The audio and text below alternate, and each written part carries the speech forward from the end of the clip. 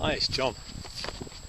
Well, we've had the tragic news of the death of Philip Seymour Hoffman, and we're not quite, well, we don't know whether, presumably it's a death by misadventure and not a suicide.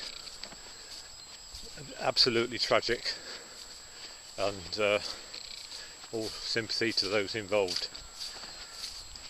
But one of the interesting things is that he's not condemned as a sort of a junkie or a bad role model or anything like that. It's just seen as a tragedy, which of course it is.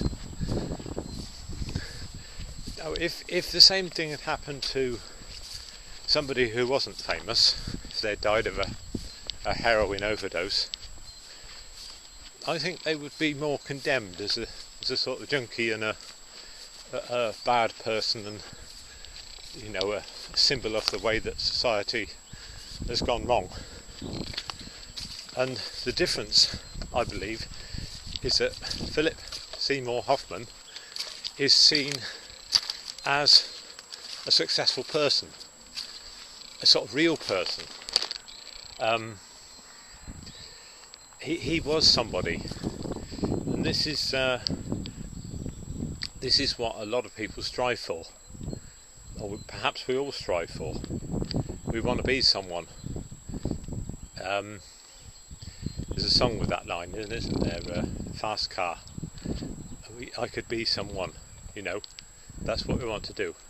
Once we have become someone, then we can operate in the world.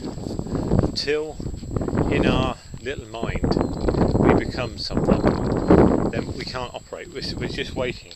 We're waiting to be a real person.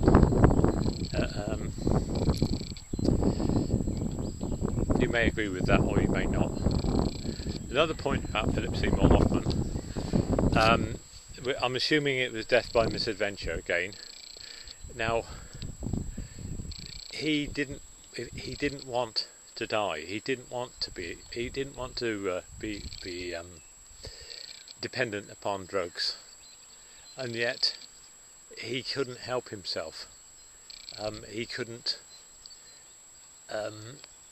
We're not absolutely in charge of our own selves. We are helpless in some ways. We want to do things that we can't do, and we do things that we don't want to do.